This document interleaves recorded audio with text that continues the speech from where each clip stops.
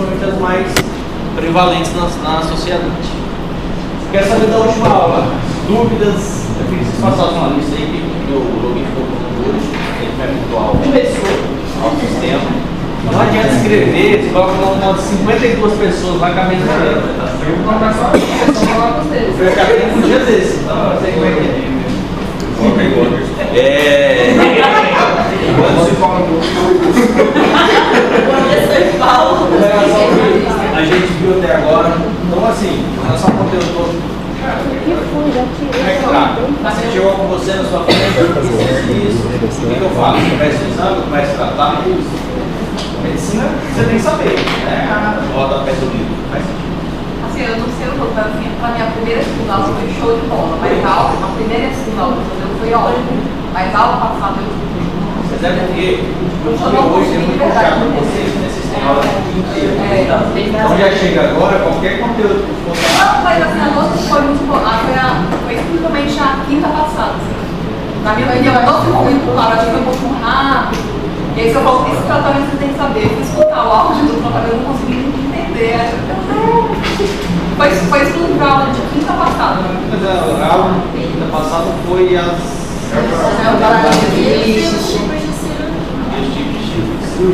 Tem que saber o que é cirurgia? Não, tem que saber que o modelo, aquela tabelinha lá que eu coloquei no tratamento, como é que trata o modelo? Para onde é que vai?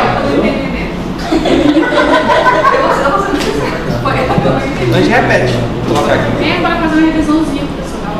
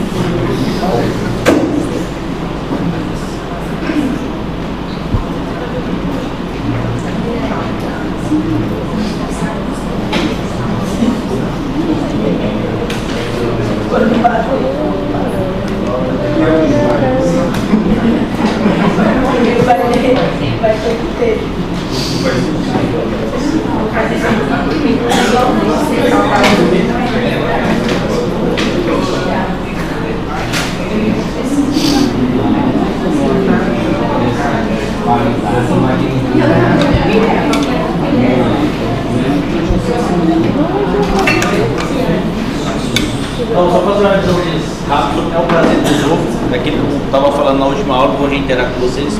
Câncer tem que saber. Não adianta você falar, câncer não específico, não, tem que saber. Porque você tem que saber, da mesma forma que você sabe cardiologia, você tem a carga de cardiologia, você tem que ter carga de oncologia, para aquela coisa que eu falei na última aula.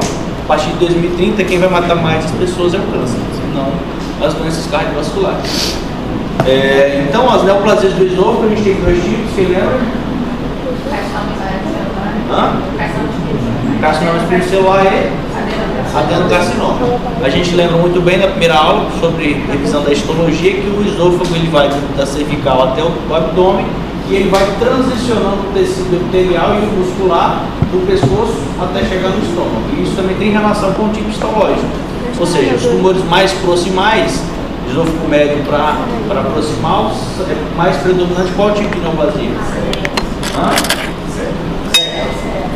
Exatamente, porque ali tem uma prevalência maior de células epiteliais de tipo escamosa, e também se tem que pensar assim, qual é um dos maiores, todos os fatores de risco, qual é dos fatores que a gente conhece, qual é o principal para o adenocarcinoma, aliás, para o segue. tabagismo.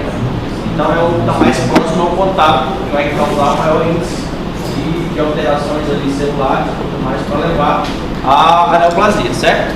E qual que é a prevalência do adenocarcinoma? É mais prevalente em qual posição? Distal. Por quê? Qual é o principal fator de risco? É o transtorno de refluxo, baixa, alteração. Então, assim, é intuitivo, é só você pensar de onde é. Eu sempre falo para todas as vezes, se você lembra de histologia, é tudo sequencial. Você vai montando a quebra-cabeça, no final você entende a doença também, entendeu? Então é isso, é adenocarcinoma. E segue no Brasil, qual que é o mais prevalente? Segue o adenocarcinoma. Por quê? Oi? Por quê? E o SEC é mais prevalente? Porque o Brasil é um país ainda de merda, né? Um país subdesenvolvido, infelizmente.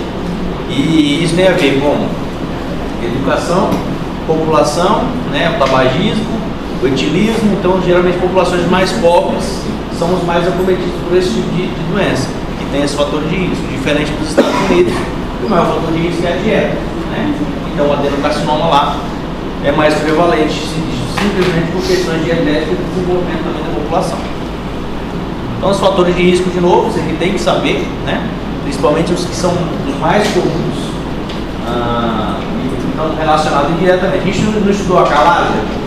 A calásia também é um fator de risco. Aí os motivos da calásia são um fator de risco, tem que ir lá e ver a calásia. O que é a calásia, o vaso, né? Entender por que é. Porque tem uma estase ali, você vai ter uma hipertonia do esfíncter esofágico inferior, vai ficar coisas ali, tá? O refluxo, né? O próprio refluxo ele vem para o esôfago, mas não volta para o estômago. E aí fica ali o ácido mastigando a mucosa do esôfago, certo? O adenocarcinoma, então, principal é o Barrett, obesidade, obviamente, o tabagismo em sequência, a calásia, baixa ingestão de frutas, enfim. O Helicobacter aqui que eu tinha dito, eles acham que é um fator protetor de infecção. Não ter infecção é um fator de risco. Mas isso aqui os trabalhozinhos que vem e falam. A apresentação clínica é só a gente pensar. Se tem esôfago, o que vai acontecer? Vai ter dor, não vai conseguir comer. É aquele paciente clássico. Vai chegar, emagrecido na sua frente, né? E não consegue comer, já vem assim há algum tempo, com diagnóstico tardio já. Chega lá e tem uma doença avançada. Porque geralmente é homem, tabagista, ou seja, nesse contexto já sabe que a maioria dos homens são tigrões, a gente fala, porque não procura médico, quando procura já está avançado para um ponto que é intratável. Ou, aliás, incurável, né? Intratável, todo paciente é tratável a determinado ponto. Diagnóstico, endoscopia, biópsia, esofagograma, a gente tem que pega essa imagenzinha aí, uma história clínica, tumor de esôfago. Ele vai colocar os fatores de risco, vai falar, pensando nesse paciente com esse fator de risco, qual é o principal hipótese diagnóstico? Esse tipo de coisa que pode cair na prova. Não é, você construir um conhecimento para dar a resposta. Quando você está diante de um paciente, você tira a história dele, ele te leva ao diagnóstico quando você sabe a etiopatogenia da doença e a etiologia também.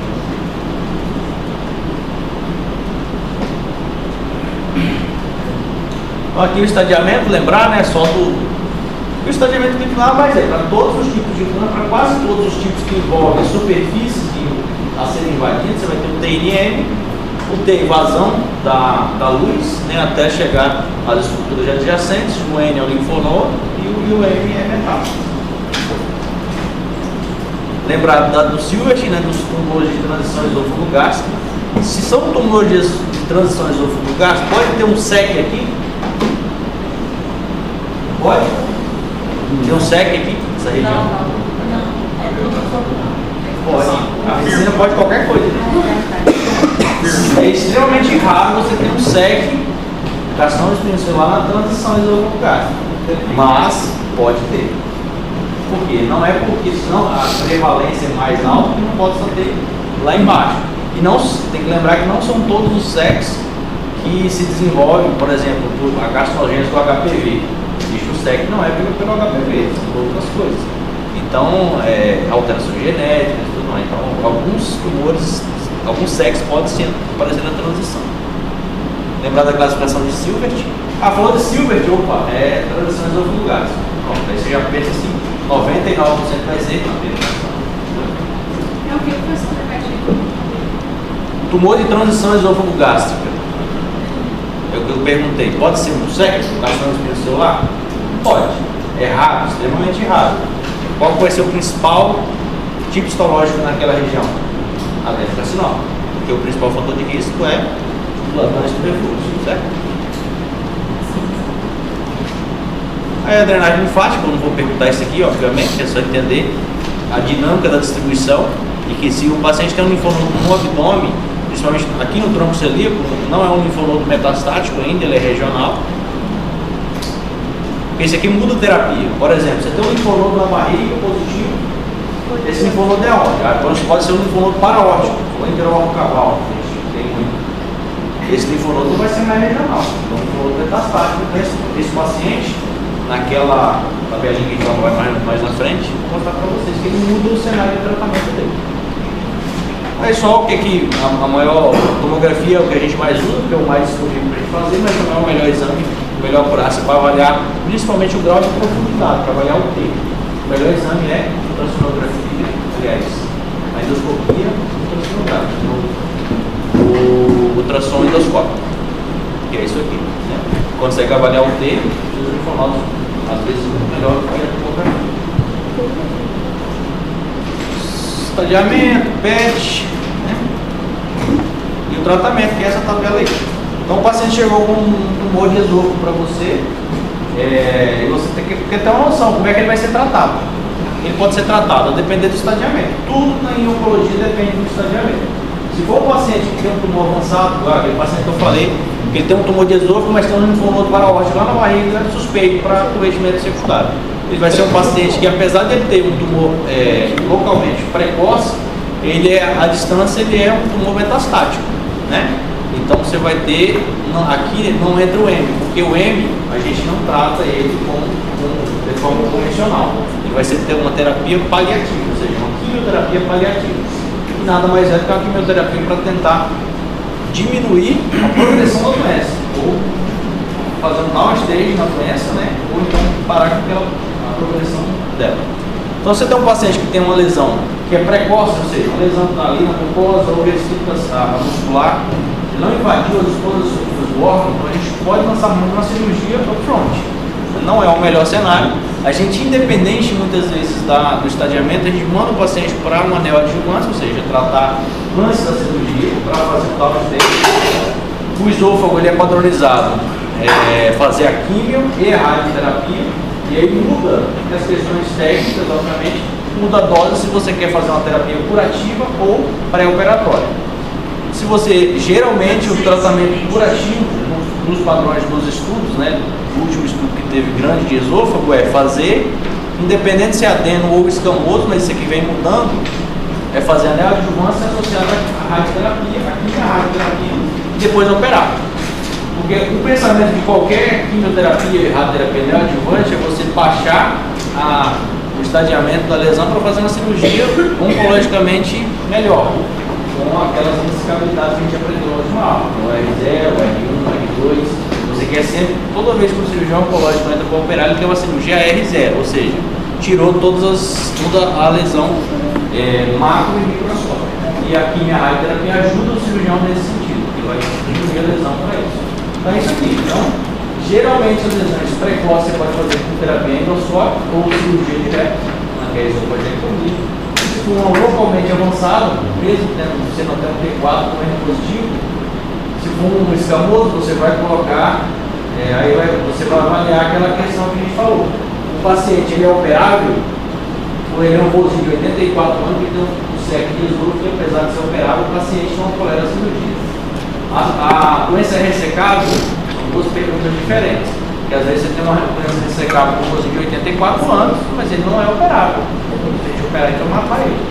Em oncologia a gente tem que sempre pensar assim, nosso tratamento jamais pode ser mais agressivo do que a doença. O câncer já é agressivo por si só.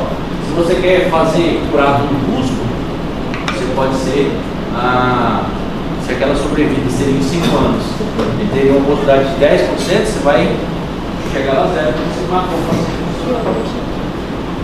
Entender essa tabela?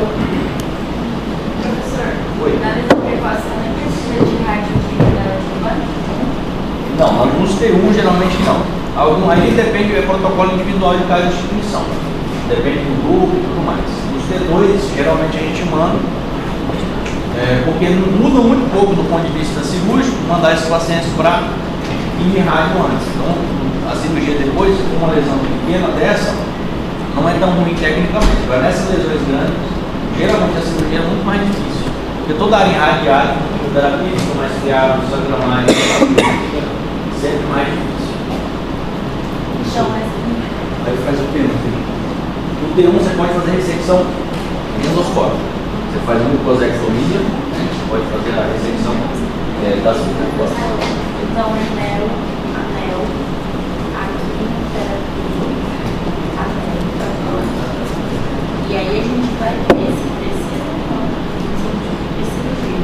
Então, o tratamento ele pode ser de duas formas. Se você tem um paciente que não é operável, porque ele é muito velho, né, ou ele tem muita comorbidade, um diabetes descompensado, um cardiopata, uma fração de injeção de 30%, então você vai lançar mão de fazer a quimioterapia e radioterapia definitiva, que aí é com a intenção curativa. Você vai fazer isso com intenção curativa nesses pacientes. Você não tem proposta cirúrgica. Então, se você conversou com o paciente e já falou, ó, a esofagectomia, igual eu mostrei na última aula dos vídeos, é desse jeito, assim. O senhor vai complicar, o senhor pode morrer por causa da cirurgia, o paciente não quer operar. Aí você lança a mão de fazer a quimioterapia exclusiva. Já tem trabalhos hoje mostrando que muitas vezes a gente faz a neoadjuvância, por exemplo, leva o paciente para a cirurgia e a peça cirúrgica vem com resposta completa. Não tem câncer na peça. Que é o melhor tratamento, é o ideal. Quando a gente tem esse cenário, é o cenário de cura perfeito. Porque a chance desse paciente recidivar depois é muito baixa. Agora, o paciente que veio com margem comprometida, com doença ainda residual na peça cirúrgica, esse paciente tem grandes chances de recidivar. Então, é nesses dois cenários. Se o paciente não é operável, então você vai lançar uma situação em rádio. Aí o radioterapeuta aumenta a dose da radioterapia para ser mais efetivo. Agora, se não, você vai fazer a adjuvância padrão. Isso, gente, a oncologia muda muito. É só para vocês terem uma noção de como é feito o tratamento. Eu posso estar falando uma coisa ano que vem lá um monte de estudo que falou que, igual já tem para dentro do carcinoma, que fala que fazer quimio-rádio nos tumores distais, é melhor você fazer só quimioterapia e operar, e não colocar rádio junto. Porque a rádio só agrega morbidade, não agrega sobrevida. Já tem trabalho falando isso. Então, os protocolos para dentro do carcinoma de esôfago vai mudar, não vai ter mais radioterapia. Ele está em mudança já em alguns serviços. Entenderam até agora? Então é isso. Sim, tem que saber básico. Não vou cobrar para você, passa não. Vou jogar um caso hipotético. Um vozinho de 80 anos chegou lá para você com um diagnóstico de SEC, com essa tomografia, com esse estadiamento e tal. E aí, já você pegou ele? Oncologista. Cirurgião oncológico. Você não precisa saber isso, você tem que ter noção para, no enunciado, um vozinho, está lá em Chupinguaia, está tratando uma adenocarcinoma de esôfago, está fazendo quimio-radioterapia, evoluiu por tal complicação. Isso você tem que saber, manejar o paciente lá em Chupinguaia. Não é a coisa específica de oncologia. Não, você tem que ter ideia para como é feito. Podemos matar esôfago então? Beleza.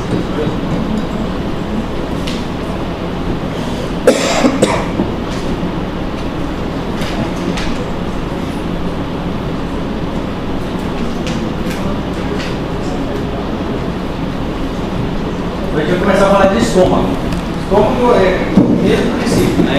Como eu comecei a dar aula para vocês, a gente tem que entender e voltar lá e entender o que é a anatomia, onde é que está o estômago, quais as relações anatômicas com ele.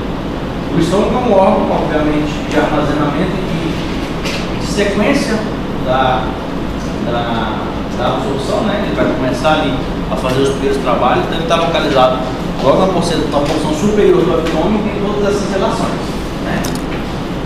Atrás do fígado, próximo à vesícula, que a gente tem então todo dentro do estômago, as divisões anatômicas de fundo, corpo, ângulo, piloto e a válvula, né? O motor e o duodeno.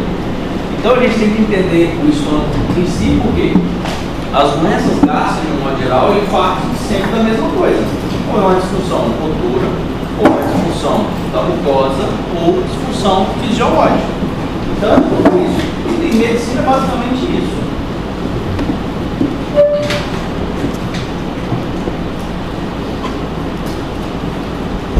Então, só reforçando, né, fundo, corpo, né, a grande curvatura e a pequena curvatura, a incisura angulares, a incisura cardio, o ângulo de His também, chamado dessa incisura aqui, o ândro piloro, né, a parte pilórica, o piloro em si, e o duodeno. E aqui a gente tem ele seccionado para a gente ver no seu interior. Aqui o piloro, a ampula inicial do duodeno, e as mucosas.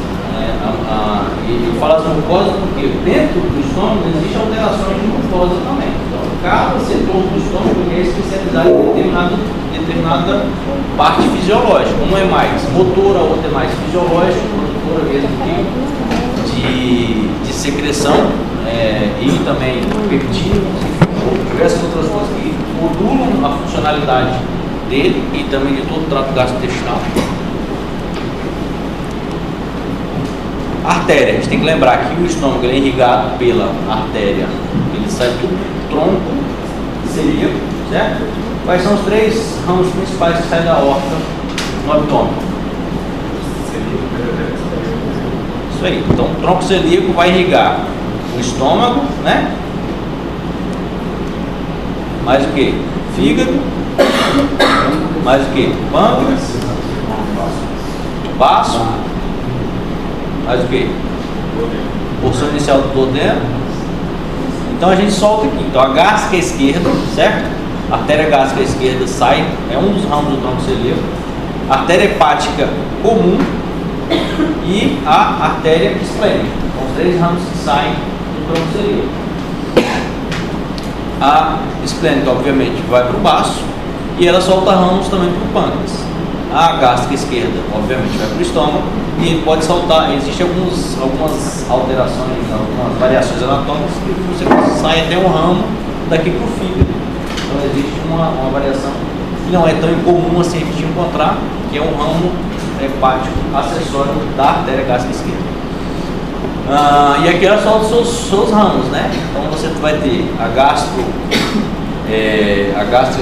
direita, né, soltando, ela vai fazer a gástrica epiploica direita e esquerda, né, a gástrica epiploica fazendo todo o arco da pequena curvatura e a gástrica epiploica direita fazendo o arco da grande curvatura. E aí ela se soma aqui com a irrigação dos vasos curvos do baço, certo? Isso aqui durante a cirurgia a gente fez, disseca esses vasos todos, consegue isolar todos esses vasos aqui, principalmente do tronco celíaco, liga os ramos esquerda, direita, dependendo do tipo de cirurgia, a gente consegue acessar isso tudo aqui. E aí, lembra lá na esofagectomia, quando eu falei para vocês, que a gente faz um neo esôfago com tubo gástrico, a gente mantém só essa artéria aqui, ó, que é a gástrica direita. Todas essas aqui a gente liga, porque para subir tudo, isso aqui tem que estar tudo solto, né? Então tem que ligar esses vasos para soltar o estômago e subir.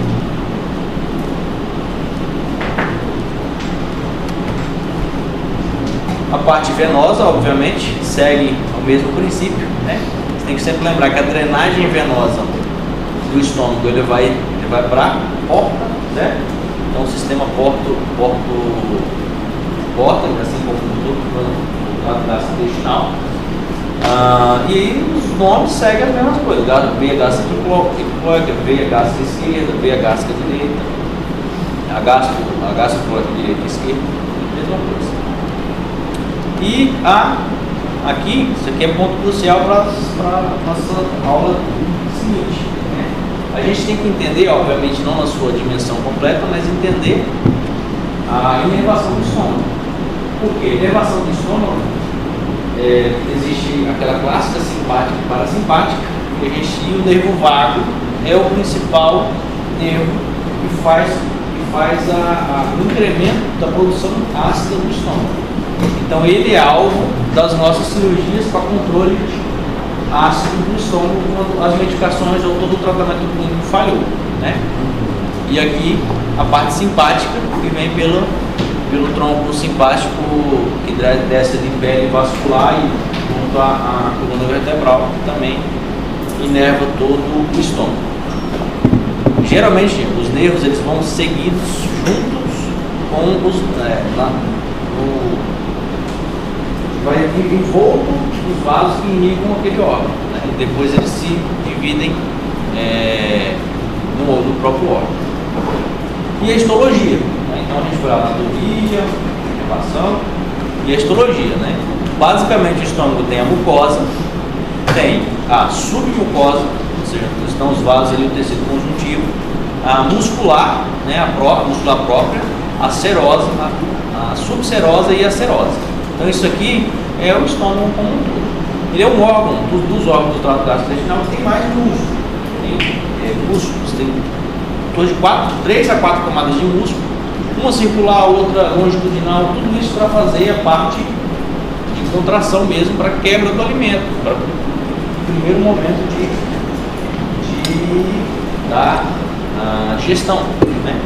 E isso aqui eu coloquei, obviamente, para vocês já estudaram isso aqui, né, na histologia, para você avaliar o tamanho da complexidade que uma cripta gástrica, que no estômago existe bilhões, tem, né? Então nela tem diversas células, cada célula especializada em determinado tipo de função, ou produção de hormônio, ou produção de hormônio, ou produção do ácido gástrico, né? Então cada uma dessas glândulas tem as suas funções. E as disfunções de cada glândula dessa pode gerar uma doença. Só lembrando aqui.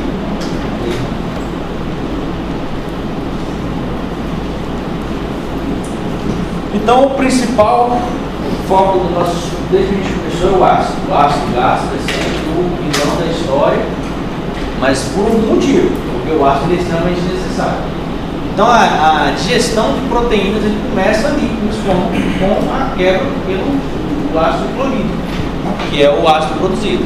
A absorção de ferro, cálcio, vitamina B12 também está ali junto, e o ácido gástrico precisa trabalhar na quebra, né, dessas moléculas, né, que ele vai conseguir quebrar isso em cadeias menores para conseguir ser absorvido pelo duodeno e pelo restante do trato gastrointestinal.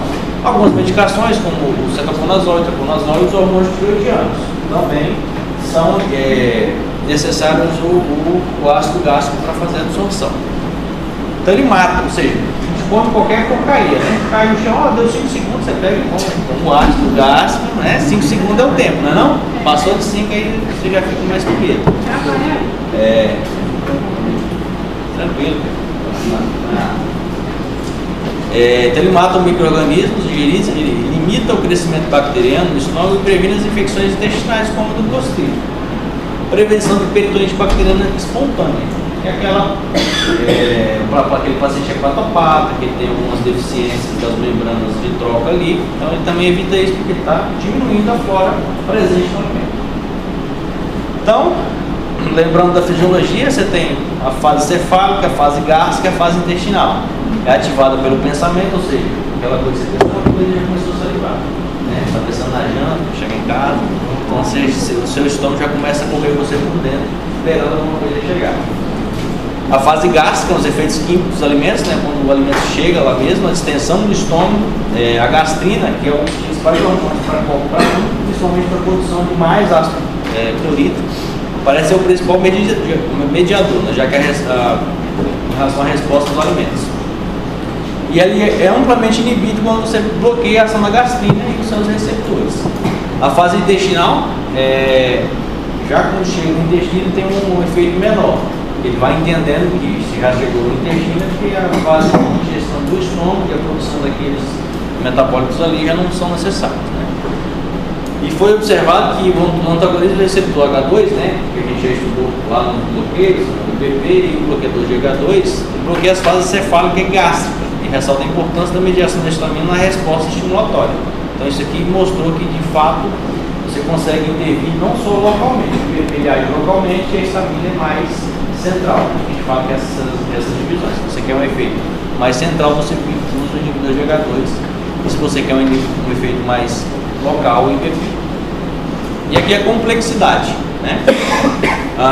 Existe a parte nervosa, que é aquela do derivado, que é mediador é acetilcolina, basicamente. Existe as próprias células, que estimulam as células vizinhas. Existe a parte hormonal, né? A grelina, a acetilcolina, os sensores, de um modo geral, os nossos receptores também da própria mucosa gástrica. Faz o quê? Faz up-regulation, down-regulation das próprias células parietais para produzir ou não ácido gástrico. Então é uma complexidade que envolve o sistema nervoso, o sistema endócrino e sistema também imune, né?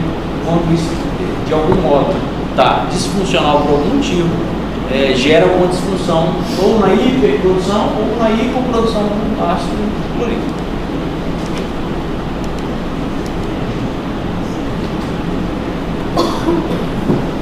E aqui, só para a gente ter uma noção básica, né, de como é que funciona a proteção do estômago. Então, imagine só, o estômago ele produz muito ácido clorídrico. O pH geralmente é de 1 a 2, o pH é extremamente ácido. Como é que ele vai se proteger para que o próprio ácido que ele está produzindo não destrua a célula? Então, esse aqui é o principal motivo das coisas que a gente vai estudar na sequência. Quando isso aqui está regulativo, funcionando bem, as células produzem bicarbonato, formam um gel aqui básico que vai fazer o bloqueio do ácido, né? E as próprias prostaglandinas fazem essa proteção epitelial também, proporcionando a proteção do epitélio e a circulação também. Então é um conjunto de coisas que faz com que a mucosa gástrica fique protegida, né, desse pH extremamente ácido. Então entender isso aqui é de suma importante a gente entender as patologias. Então, quem pode ler esse caso comigo? João Silva, João Silva, 45 anos, procura atendimento médico com queixas de dor abdominal há cerca de 3 meses. Ele descreve a dor como uma sensação de queimação na região superior do abdômen, que piora à noite e melhora parcialmente após a ingestão de alimentos. Além disso, ele relata episódios de náusea e, ocasionalmente, vômitos. Nos últimos 2 meses, João notou uma perda de peso involuntária de aproximadamente 5 quilos.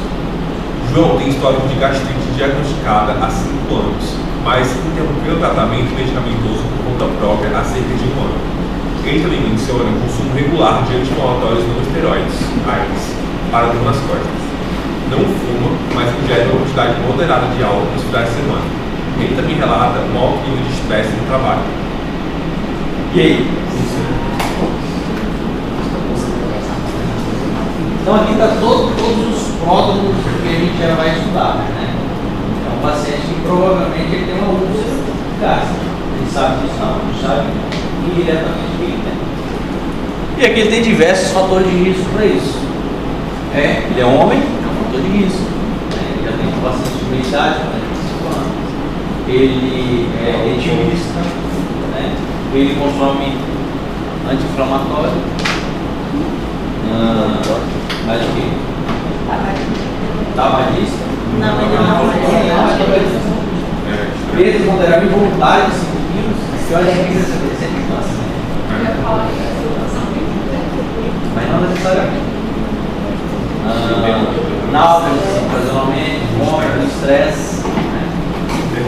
O estresse é engraçado porque é uma coisa que na literatura não traz assim, você não tem como você fazer estudo clínico lá, estresse é uma coisa muito difícil de medir.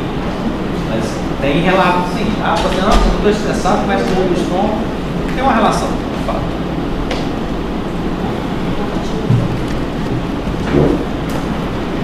Então, quais os possíveis diagnósticos para essa dor abdominal do João? A gastrite não tratada. Pode ter uso? Pode, não sei. Eu só sabia quando eu fizer alguma coisa, né? Qual a relação entre o uso do ar e o desenvolvimento da úlcera péptica? Libriacox que ajuda na proteção gástrica. Você vai tirar um dos mecanismos da proteção gástrica. Quais os exames complementares seriam indicados para o João?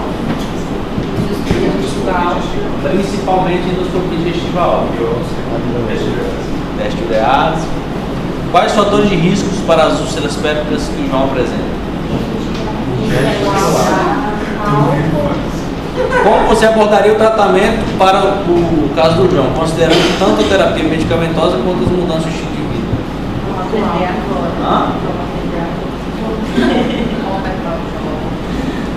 Então vamos começar a falar sobre doença ulcerosa péptica. O que é a doença ulcerosa péptica? É um defeito da mucosa gástrica ou duodenal que se estende através da muscular da mucosa, ou seja, é aquilo que não está só na mucosa, porque às vezes aquela gastrite, lá já deve ter lido lá o de endoscopia, gastrite anatematose alérgica. Isso não é doença ulcerosa, tem todo mundo tem. Tem diversos motivos, as coisas que a gente come, a dieta, a falta de hora para comer, isso tudo gera gastrite, em maior grau ou menor, né? Mas aqui a gente está falando de uma complicação disso. Se desenvolve pela persistência em função da atividade do ácido péptico no suco gástrico, ou seja, é a consequência da quebra da barreira e o ácido ali estragando a mucosa do estômago, que está desprotegido. 1 a cada 1.000 pessoas ano na população geral, ou seja, você pegar no geral, 1 a cada 1.000 vai ter a doença ulcerosa péptica. Complicações foi de aproximadamente 0,7 casos por 1.000 pessoas, ou seja, a grande maioria tem algum tipo de complicação. Tem um quadro da úlcera. A incidência e a prevalência variam com base na presença do H. pylori. A taxa de 6 a 10 vezes maior do que para indivíduos não infectados, ou seja, quem tem o H. pylori, isso aqui aumenta para até 6 vezes. Então a gente já viu o fator de risco primordial para essa doença. As taxas têm caído constantemente nas últimas décadas. Como por quê? Está mais disponível fazer endoscopia, o tratamento do H. pylori está mais disponível também. E a gente sabe que se tratar ele vai evitar as complicações. Em várias regiões as taxas de úlcera duodenal caíram mais dramaticamente do que a úlcera gástrica. A úlcera duodenal tem outras relações que não são só relacionadas ao H. pylori, porque também tem muita relação. Mas outras disfunções do estômago também levam ao paciente ter uma maior predisposição de ter uma úlcera duodenal do que uma úlcera gástrica. É uma doença predominante masculina nos países ocidentais, mas vem aquela questão, né? Com relação à dieta, né? Ao estilo de vida das pessoas também. Então é aquilo lá, estudou os fatores protetores versus os fatores agressores. O fator agressor é justamente o estômago produz. Tem um produz ácido, o ácido é o agressor. Então é nada mais do que você está tirando o fator protetor do estômago. Então está associado a 2 fatores principais: H. pylori, 50 a 70% dos casos, e o consumo de anti-inflamatórios, os AINES, em torno de 50%. O risco independente, também sinérgico, ou seja, imagine se o paciente tem H. pylori e faz um de AINES, que não é comum acontecer. Então a chance dele ter uma úlcera vai se somar.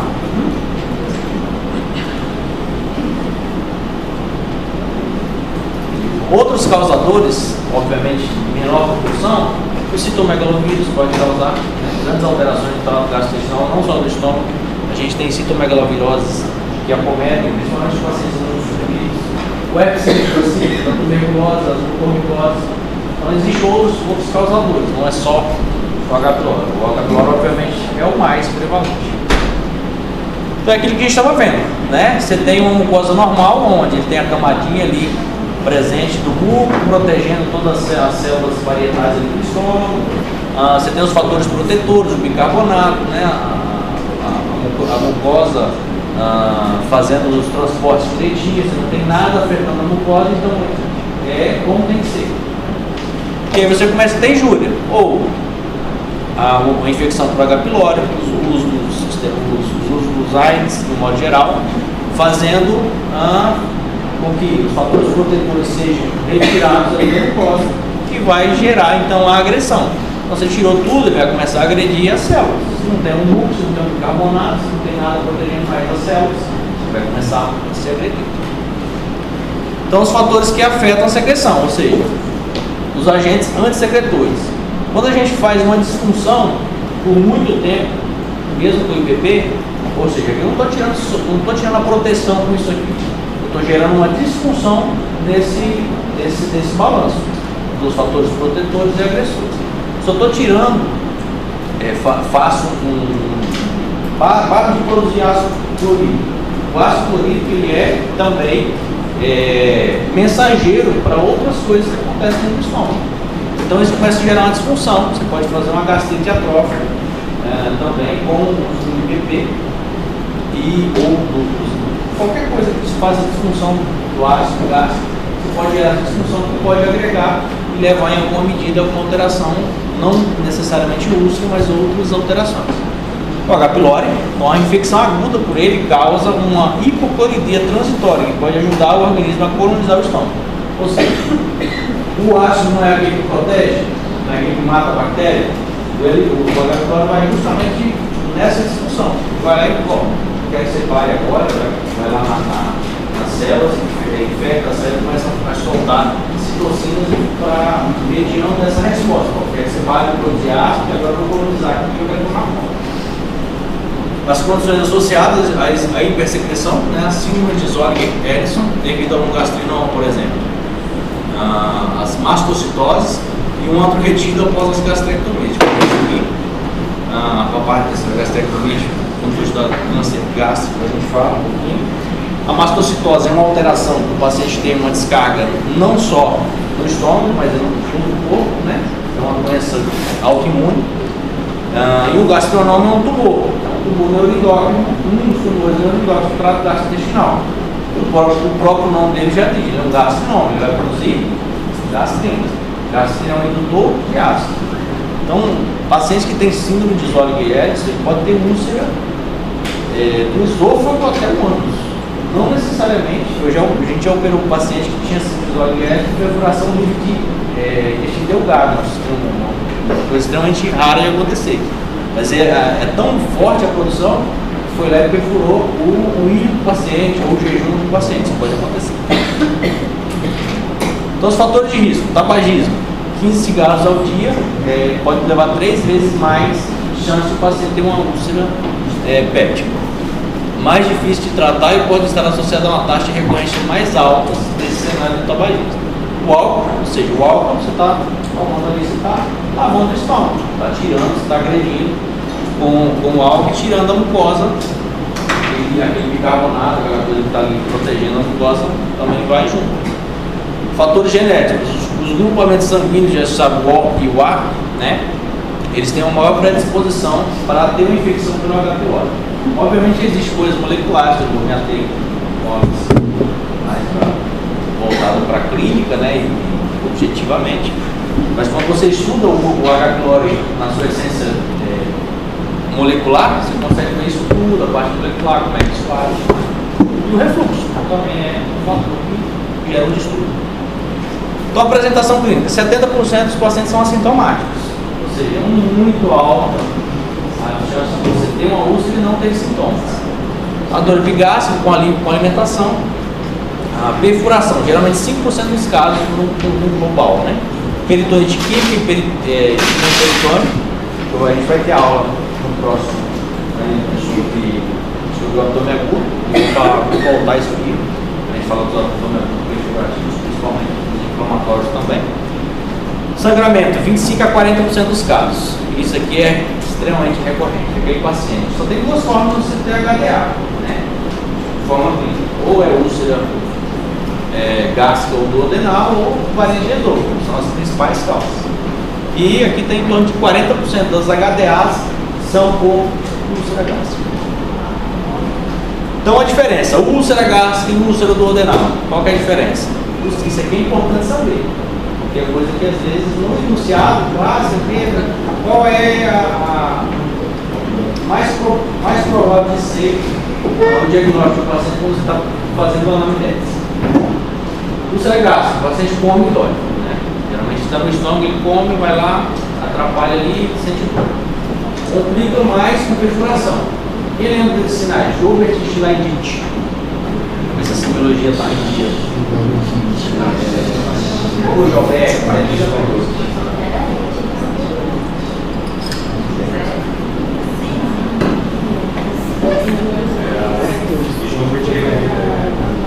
Timpanismo na região aqui. Qual? planeta em região física, onde a Terra serve de ser maciça.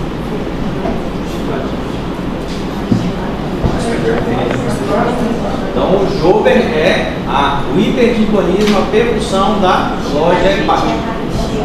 Tilaidite não é chance. Tilaidite é um pseudopneu peritônico.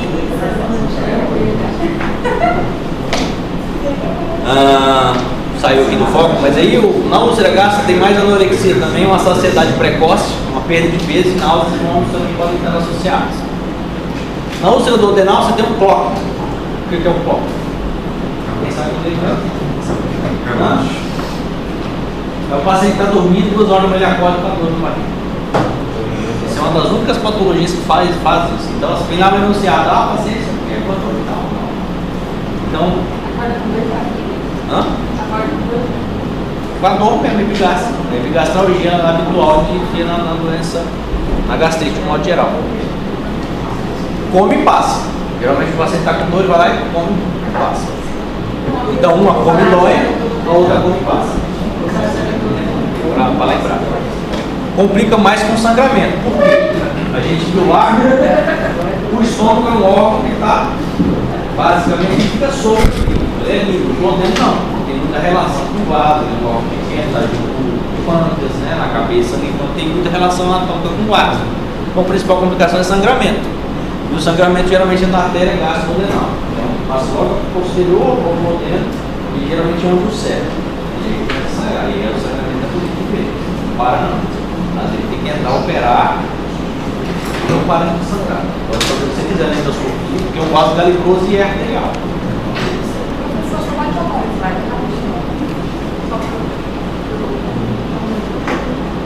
Essa dor epigástrica que a gente está fazendo é da duodenal. Essa dor epigástrica. É a diferenciação. De modo geral, é isso, porque a úlcera duodenal é menos prevalente do que a gástrica. Então, de modo geral, os sintomas são isso.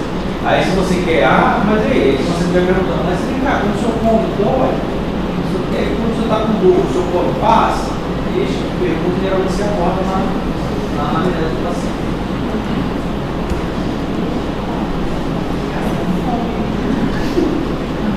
Então, diagnóstico. O diagnóstico falou, endoscopia é o exame que a gente vai fazer esse paciente. Isso aqui eu coloco, gente, porque é sempre bom saber o que fazer no passado. E o que era mais disponível. Você tem no raio-x, tem mais o que disponível? Raio-x, esse raio-x você tem em qualquer lugar. Então você vai lá, dá um baritado pro paciente, ele toma, ele tem aqui, ó, ele tem todos os sintomas, tem tudo, tem uma imagem agora mostrando que ele tem uma protusão da pequena curvatura, que é um dos principais lugares para ter úlcera gástrica. Então, diante desse raio-x, vai chegar à conclusão que ele tem uma úlcera. Endoscopia gestival. Toda úlcera gástrica tem que ser biopsiada. Se o endoscopista entrou e viu a úlcera gástrica e não biopsiou, está fazendo errado. Porque você não consegue fazer um diferencial tão bom, olhando macroscopicamente uma úlcera, se não tiver biópsia. O teste do H. pylori, aí existe vários testes do H. pylori. Um teste invasivo é ou com biópsia, você manda um patologista, ele faz lá, ou na hora, às vezes o endoscopista tira na hora e faz ali a reação, que a gente manda junto na hora. Teste da urease, negativo ou positivo. Né? A gente vai entender o problema bactérico. Sorologia, você pode fazer sorologia hoje para avaliar. O teste da urease, como eu já disse, a histologia, que é a própria biópsia, a cultura. Ou o teste fecal também. Você pode fazer a presença do antígeno fecal do H. pylori. Também você pode fazer de forma não invasiva. Ou seja, você não precisa submeter um paciente, tem H. pylori, tratei. Endoscopia de novo, não precisa. Endoscopia é um exame. Caro é um exame. Tem seus riscos, tem sedação, tem um monte de coisa envolvida. Você vai lá, faz um antígeno fecal e vê se o paciente está indo. Nível séptico da gastrite. Por quê? Você tem que fazer diferencial. Se o paciente tem outros comemorativos de alguma doença, né? Suspeito de tumor alegórico, depois que tosa gastrite. Se estiver alto, o paciente vai ter uma disfunção nisso aí. Então tem medicações que você pode fazer adjuvantes no tratamento se você tem isso aqui no exame. E as classificações, todo mundo adora. Essa é a classificação de pontos, que é locais. Tipo 1 é a mais comum, que é aquele já viu. Geralmente está associado a hipocloridria ou a produção normal do ácido, 60 a 70%. Tipo 2, o corpo gástrico associado a úlcera duodenal, hipocloria, ou seja, a tipo 2 geralmente está nos dois lugares, né? No corpo e no duodeno. A pré-pilórica, 20% dos casos, geralmente hipocloridria. Na pequena curvatura, mais alta, a hipocloridria 10%, e tipo 5 são múltiplas úlceras no estômago, geralmente associadas ao lápis. Então, mostrando aqui essa imagem bem clássica, tipo 1, tipo 2, né, pode ter os dois lugares, tipo 3 mais pré-pilórica e tipo 4 mais na pequena curvatura mais alta. O tipo 5 é como tem então. Aí mostrando para vocês o percentual, né, as gástricas. Quando for no duodeno, 90% vai ser pós-pilórico, 10% ali na segunda porção do duodeno. Aqui 64% vai estar igual naquela imagem que eu mostrei para vocês lá. Aquela luz que eu mostrei no raio-x.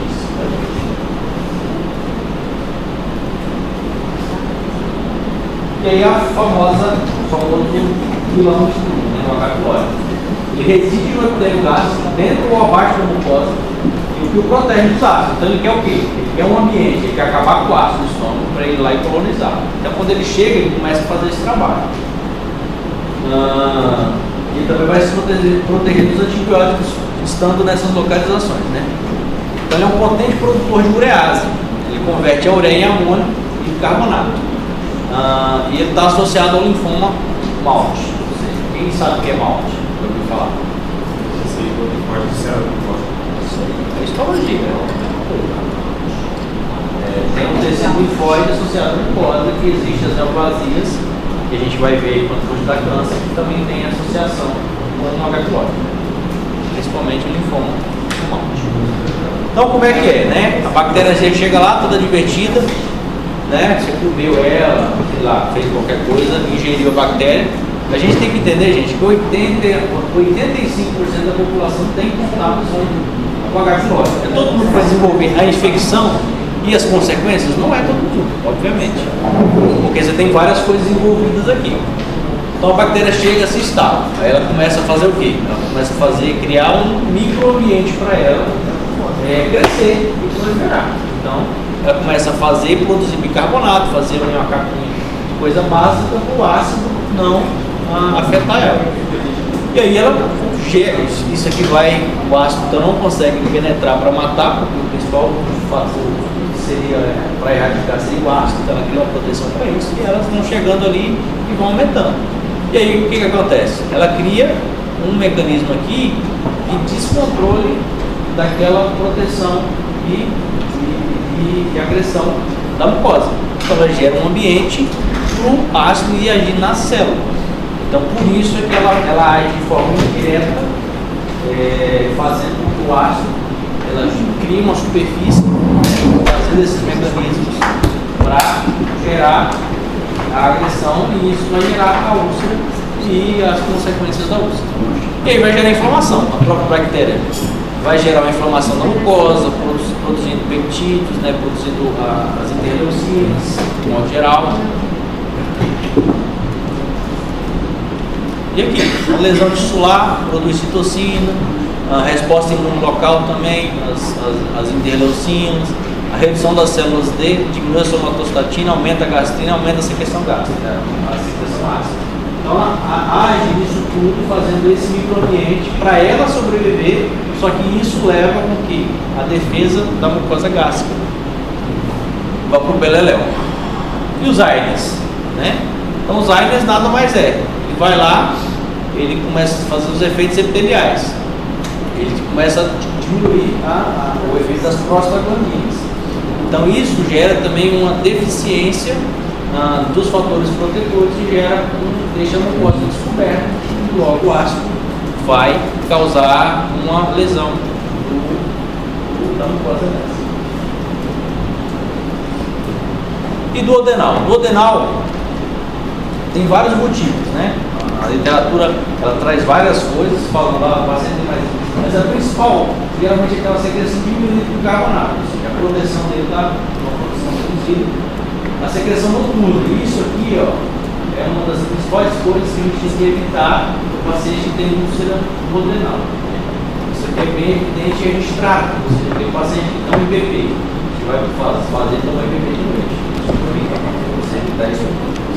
Aumento da carga ácida no duodeno, e aqui tem uma disfunção também do piloto. Então, aquele paciente que ele não consegue manter bem o esvaziamento do gás acelerado, ele tem uma maior agressão da mucosa do lugar. Aumento da sensibilidade da gastrina, aumento da gastrina basal, aumento do esvaziamento do gás. Então, os pacientes aquele paciente que você dosou gás, geralmente, que tem úlcera duodenal, pode apresentar uma gastrina elevada. Então você pode, em algum aspecto, usar um tratamento adjuvante ao IBP para tratar essa hipergastrina. Então, ó, tá errado, esqueci o pezinho. As principais complicações, sangramento, certo? 40% dos casos de HDA, como eu já dei, 10 a 15% vão sangrar, ou seja, o paciente que tem úlcera, ele de 10 a 15% deles vão ter algum tipo de sangramento. Se vai ser de grande monta ou pequena monta, aí só o tempo para dizer. Isso aqui está mostrando a terapia, né? Aqui tem uma arteria se inchando, né? E vai lá ver a arteria e tem que fazer uma terapia local. Aí esse da terapia, você coloca a adrenalina ali para tentar fazer um vasoespasmo e parar o sangramento. Você pode fazer uma ligadura elástica também, vai lá com a ligadura e faz uma clipagem, a ligadura do vaso, ou ele pode também fazer uma clipagem. Se você não vai clipar, o vaso sangra.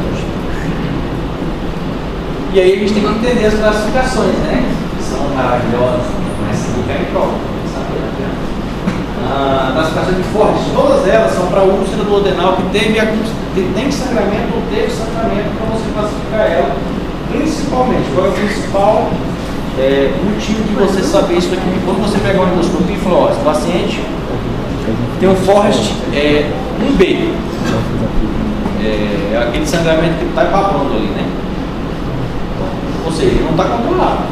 O paciente precisa ou de uma terapia potente, de injeção ácida, né? Geralmente internado. Geralmente isso aqui a gente encontra um paciente que está se recuperando de uma hemorragia digestiva, ele fez medida clínica, né? E aquele paciente chegou no João Paulo, estava com HTA, e aí ele foi para a endoscopia em outro dia. Chegou lá, o sangramento ali babou, né, não parou, mas também não está sangrando. Aí pode fazer a terapia, uma terapia mais tranquila. Né? O 2A é o vaso visível, aquele vaso que está lá, né? Prontinho para sangrar de novo. O coágulo aderido, 2B, a hematina na base, isso aqui é a classificação endoscópica, né? E a base limpa, é aquela que tem o menor potencial de ressangramento. Então isso aqui serve para você saber o quê? Qual é o potencial de ter um novo sangramento diante dessa endoscopia. Então veio lá, o 2B, o paciente tem 30% de chance de ressangrar. Isso aqui é pegadinha, gente, ó. O 1B, ele tem uma menor chance de sangrar do que o 2A. Isso aqui é pegadinha de prova de residência. Já vi cair. Como é que é? Ó, o 1A é aquele que está sangrando, né? Está sangrando. Vai fazer terapia, ó, tem um A, tem um ativo aqui. Eu fui lá e fiz o tratamento. Voltou com essa estegnose. O 2A, ele é aquele que está com o vaso lá bonitinho, embaixo da luz, no vasinho. Eles conseguem enxergar e escrever isso para você. 43% de chance de ressangramento. Né? E aí vai a base limpa, que tem 5%, é a classificação, de 1 até o 3. Está mostrando a imagem, né? 1A, B, né? Mostrando a classificação do tudo lá. O 3 é aquela úlcera que você já está com fibrinha no fundo, provavelmente essa não vai ter sangramento. Obviamente, se você tratar o paciente. Classificação de Sakita. Também é uma classificação que a gente usa e vem nos laudos de endoscopia. Tem que saber isso, gente. Se você pega endoscopia, você tem que saber ler. Ah, você vai precisar decorar isso aqui? Não tem que decorar isso aí. Mas tem que saber que existe. Ah, o cara lá no enunciado, ele fala pra você e tal. Saber que se trata de uma úlcera, você tem que ir, né? Então, mostrando, né, a classificação. Um A é aquela que tem uma lesão geralmente em bordas planas, nítidas, fundo fibrínico, por vezes restos necróticos. Então é uma classificação subsequente da FORT. A FORT é uma classificação aguda. O paciente sangrou e aí você foi lá e viu que já está ligado a cicatrização, então você classifica essa cicatrização. O A2, bordas tornam-se bem definidas, às vezes elevadas, tomando a forma mais nítida, fundo com fibrina espessa e clara. O S2, resolução do quadro com formação de cicatriz branca com retração adjacente variável. Então, essa aqui é uma classificação de quê? De sadia ela em qual sequência de cicatrização está. Uma mais precoce e uma mais tardia. Você avaliar se esse paciente tem risco de fazer um sangramento ou não. Se for aquela que já está cicatrizada, você vai tratar, mas é um paciente que você pode acompanhar de forma mais breve.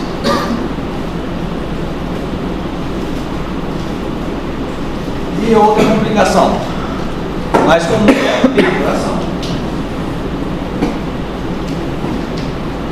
Então, o paciente, isso aqui é clássico, chegar no seu corpo, mozinho de 70 anos, dor na lombar, dor no pé, sei o que, está tomando AIDS a vida inteira. Ninguém falou para ele que ele não podia tomar mais de 3 dias. Ou mais 5 dias. Isso aqui é para vocês, tá? Isso é bula de remédio. Quando você vai prescrever qualquer anti-inflamatório não esteroidal, qual é o tempo limite para você prescrever de forma contínua? 5 dias, idealmente 3 dias. Está na bula de remédio. Existem os anti-inflamatórios, né, mais seletivos, os inibidores da COX-1, seletivo. Então, esses outros aí são outra estratégia de tratamento. Mas, vou prescrever ibuprofeno, nimesulida. Este tipo de anti-inflamatório é esse tipo de uso. É uma medicação para tratar a dor aguda. Não para tratar, ai meu Deus, estou com dor na coluna, é ibuprofeno todo dia. 600 mg para dentro. 600 de manhã, 600 de tarde, o cara chega. E é desse jeito que chega. Porque o paciente está com dor na barriga, não sei o que, e você começa a tirar a história, daqui a pouco ele fala, não, você tem que só tomar. Não tome esse remédio para dor, tá? O ibuprofeno é o caso. Então, você já vai lá, radiografa o pneu peritônio. Vai abrir, tem uma úlcera, gasta. E como é que a gente trata isso, né? Então, vem lá, todo paciente que tem endoscopia com H. pylori positivo, você vai tratar todos. Por quê? Os fatores de risco, não só para úlcera, mas também para o câncer gástrico, é o H. pylori. Então, é um fator de risco evitável e você consegue tirar isso do paciente. Então, você tem que tratar. Viu endoscopia, H. pylori positivo? Trata. 60% curam espontaneamente. Então, às vezes, o paciente fez endoscopia hoje, aí não tratou, tipo eu, por exemplo. Endoscopia não é H. pylori. A primeira tinha, a segunda dele, né? Mas não sei por que cargas d'água eu não consigo tomar remédio, os 14 dias de remédio que precisa tomar, né? Enfim. E aí eu faço de novo a endoscopia e está lá H. pylori. Ou eu posso fazer e ele ter erradicado. Erradicado porque o meu sistema imune funcionou e conseguiu contar com o melhor. Então a erradicação da infecção do H. pylori você consegue fazer em mais de 90% dos casos, que não são pacientes refratários. Então os pacientes que são resistentes você tem que ficar trocando terapia para tentar erradicar. Sintomáticos, os antiácidos obviamente são os mais comuns, né? A interrupção imediata do uso do AIDS, você precisa do paciente chegou lá, está com a úlcera, já tira do receituário de qualquer anti-inflamatório.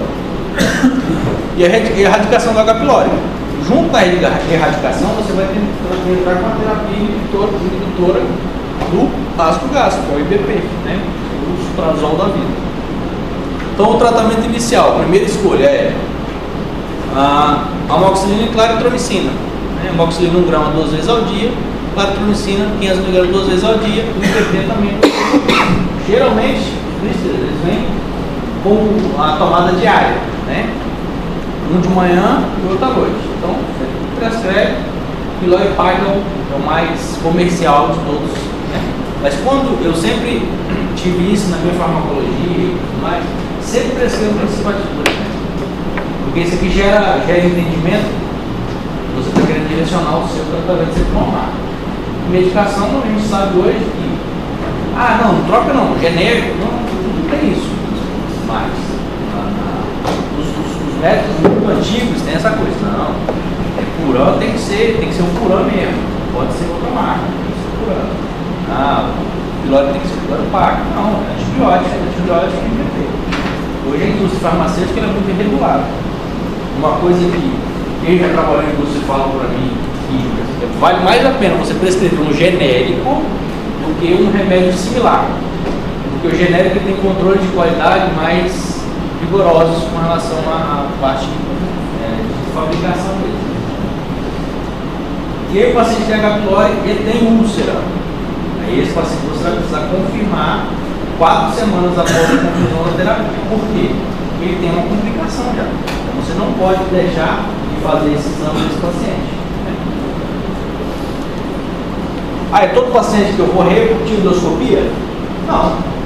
Em mim, que tem H. pylori, não tem úlcera, não tem nada, para ter H. pylori, eu não vou repetir exame. Porque não tem complicação. Mas se lá na frente começar a ter dor epigástrica, né, sintomas da úlcera, e for fazendo o que tiver, aí eu vou ter que fazer um controle rigoroso. Então, o H. positivo, úlcera duodenal. E aqui a gente tem que entender mais ou menos como é que funciona o tratamento. Né? A úlcera duodenal não complicada. Você quer que não sabor, tem uma úlcerazinha que você vai fazer com os pacientes. Você vai tratar com IPP, ou o inibidor mais novo, que é o da bomba ácida, por 14 dias, concomitante a uma antibiótico-terapia. 3 dias para tratar. Úlcera duodenal complicada. Você requer que sangrou, tem sinais que tem um sangramento em potencial ali, mas você tem que tratar com mais tempo. Você vai terminar, e geralmente a gente faz assim para todo mundo, independente do grau de complexidade, da úlcera ou seja o que for.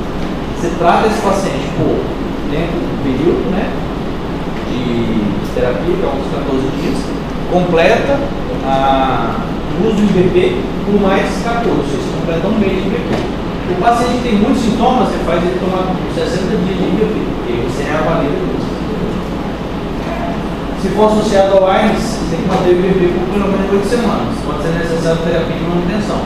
E essa terapia você tem que avaliar, porque o AINES ele tem o efeito dele, muitas vezes a úlcera é uma úlcera um pouco tem um potencial de sangramento maior do que as úlceras relacionadas ao H. Porque o fator é diferente. Tem uma inibição diferente do que o H. pylori faz. Ele tira a proteção, o AINES faz com que o organismo não produza essa proteção. E aí, qual a indicação cirúrgica? Sempre. Qualquer indicação cirúrgica de doença benigna é quando o tratamento clínico não funciona. Então, intratabilidade.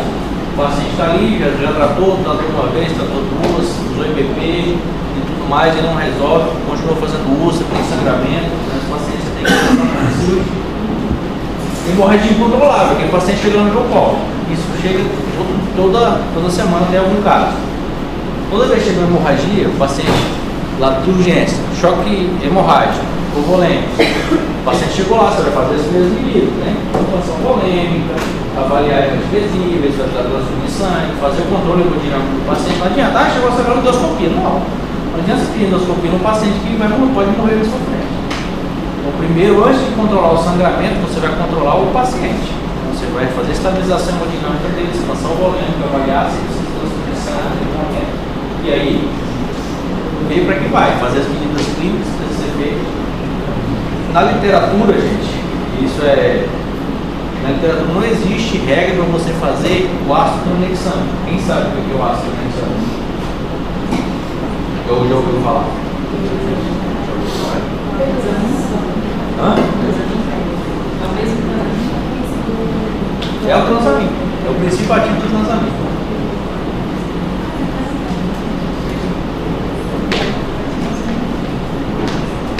Vai falar disso depois. Mas é uma medicação que o paciente está sangrando, no AVC já tem bem estabelecido para fazer, no trauma também. Mas é uma medicação, o que você tem que fazer? O paciente tem uma úlcera, chega lá no nosso você sabe que a úlcera está sangrando. Controle hemodinâmico, fazer toda essa aplicação do paciente e BP dose plena. Né? E aí você, o Omeprazol, 40 mg, 40 mg de 12 em 12 horas. Ou você faz isso intervalado com bomba, ou pantoprazol, que você tiver disponível no serviço. Você faz a inibição. Geralmente quem faz em bomba, quando o paciente tem UTI, você já deixa em bomba, que é melhor. Perfuração, o paciente está perfurado, você vai ter que operar, tem que resolver. E obstrução. Por quê? Toda vez que você tem uma lesão, e a gente estuda isso lá no esôfago também, você tem ali uma agressão do esôfago. Isso pode gerar uma cicatriz e isso pode gerar uma obstrução. Você vai fazer fibrose, isso aqui também pode acontecer no estômago. Ele faz úlcera duodenal até fazer uma estenose absurda e o paciente que obstrui. E você tem que operar também. Então, como é que é a cirurgia? A cirurgia nada mais é do que a gente tentar mudar a fisiologia do estômago. A gente tenta operar, obviamente, se o paciente está perfurado, você vai tentar corrigir a perfuração. Mas uma crítica que a gente sempre tem, não adianta de nada você ir lá, você abrir a barriga do paciente para operar uma úlcera gástrica perfurada. E não relacionado muitas vezes o paciente não tem história de uso de crônico de IPP, aliás, de inflamatório. Você entra na barriga do paciente, já faz essa cirurgia, é muito simples de fazer. Vagotomia troncular. Você vai lá no esôfago, baixa ali e corta os dois dedos dele. Né? Você consegue ver nitidez. É um cordãozinho branquinho. Você vai lá, passa um mixer lá. Geralmente a gente liga, né? Ele secciona. Tanto de um anterior quanto do posterior. Fazendo isso, você vai ter a inibição de 50% do suco por trás. Lembra lá que eu expliquei? Uma das coisas é a acetilcolina, que é um indutor de produção do ácido clorídrico. Então aqui você vai tirar um dos indutores da secreção do ácido clorídrico. Então fazendo isso aqui você vai inibir 50%. Ou seja, você vai ajudar o paciente a não ter úlcera gástrica de novo. Você pode gerar outras repercussões, porque se você cortar o vago do paciente, você vai gerar outros problemas. Né? E aí vieram outras pessoas e começaram a fazer cirurgias um pouco menos agressivas. Se você corta aqui, toda a inervação do estômago, só que também da vesícula biliar, do fígado, isso aqui vai pulsar. Então você vai gerar consequências no paciente. O paciente pode ter colelitise, provavelmente vai fazer colelitise, porque vai gerar uma disfunção da vesícula biliar dele. A parte também de esvaziamento gástrico vai ficar deficiente, então você tem consequências disso aqui. Então veio a vagotomia seletiva, ou seja, eu vim aqui e cortei o tronco do vago, eu posso vir aqui e cortar só, deixar os raminhos que vão para a vesícula, por exemplo. Então eu venho aqui numa seletiva, né? E corto só, onde de fato inerva só o estômago. Eu comecei a afinar a técnica cirúrgica. Uma cirurgia dessa fazendo a urgência, você não vai conseguir. Às vezes você abre o barriga do paciente, tem um monte de fibrinha ali, você não consegue nem identificar nada direito. Mas uma coisa você sabe onde é que está o vago, vai lá e corta ele. Então, se o paciente está extremamente grave, está sendo chocado, está instável, você não vai fazer uma cirurgia dessa, deixa para o segundo momento, resolve o que você tem que resolver e sai. Mas o paciente que às vezes está estável, a perfuração é recente, você pode já aproveitar a oportunidade de fazer essa cirurgia. Seria super seletiva, que aí o cirurgião vai lá, ele disseca ali, ele vai lá em cima, ele identifica o vago, ele vai indo para baixo, enxergando ali até os subramos dos dedos, e ele vai e corta só aqui. Ele vai, geralmente a gente consegue enxergar, porque a vascularização que entra pela gástrico-bucóica e vem aqui, o nervo segue ela. Então a gente vai contando ela e você consegue, por vezes, enxergar o nervo. Mas é uma cirurgia difícil. Dessa aqui eu nunca, só na troncular e na seletiva. Na super seletiva, você tem que ter um microscópio, então é um outro ambiente. Isso aqui está em desuso. Com a evolução dos tratamentos clínicos, cirurgia para este tipo de patologia praticamente não se faz hoje.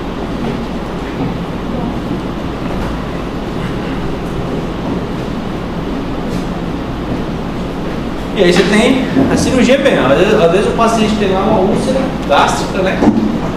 Você quer de fato tratar esse paciente cirurgicamente, você vai tratar a úlcera e vai tratar também fisiologicamente. Então você faz a vagotomia, vai lá e corta o vago, e faz a antrectomia. O antro é onde se produz mais gastrina. Né? Então você vai fazer uma inibição não só neural, mas também pela gastrina, né? Moral. Endócrina.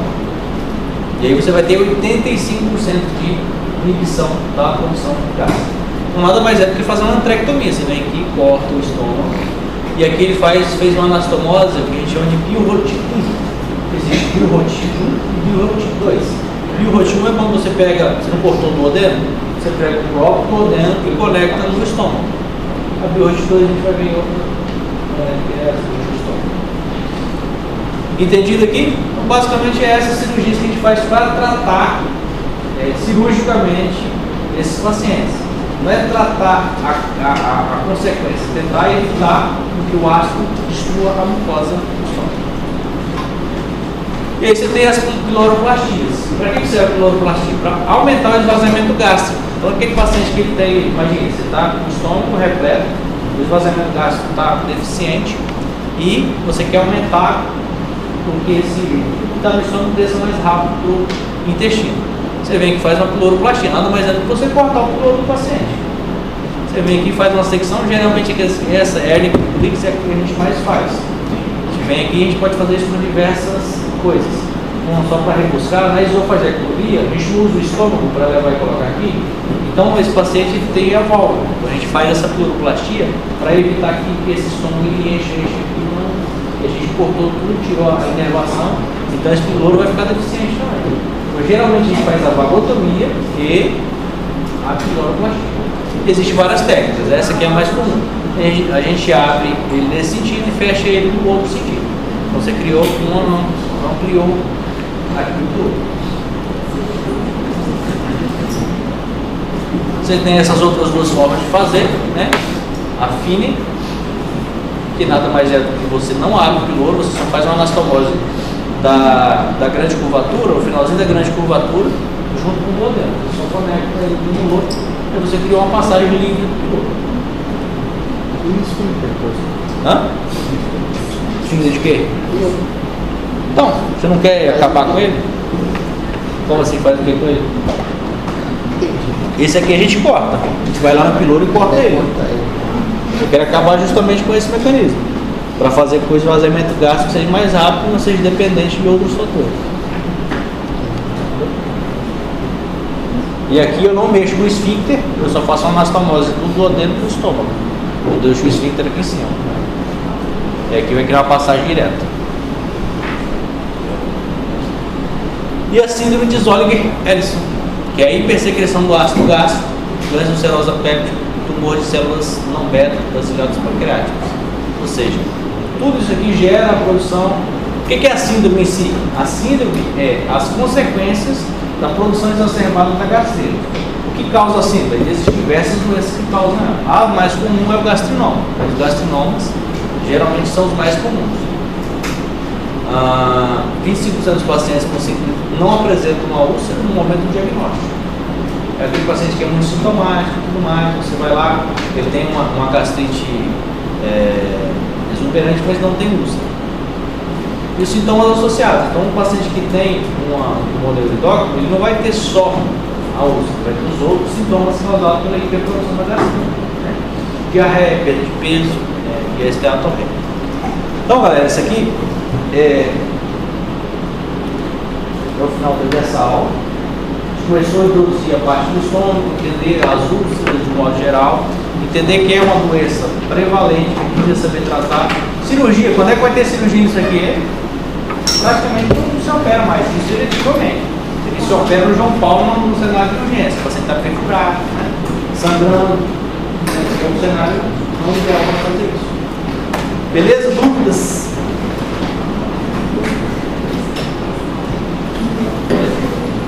Ficou alguma dúvida hoje? Aqui na última hora tem muito conteúdo. Eu comecei.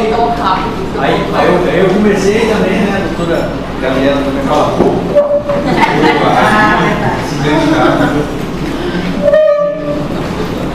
Na próxima aula a gente vai falar sobre as neoplasias benignas e a gente fecha o estômago.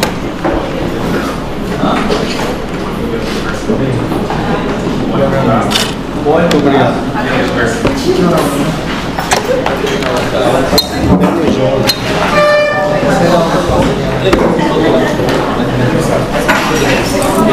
É plantão agora? Dá. Pior que eu andei um tempão com ele aqui, não, cheiro.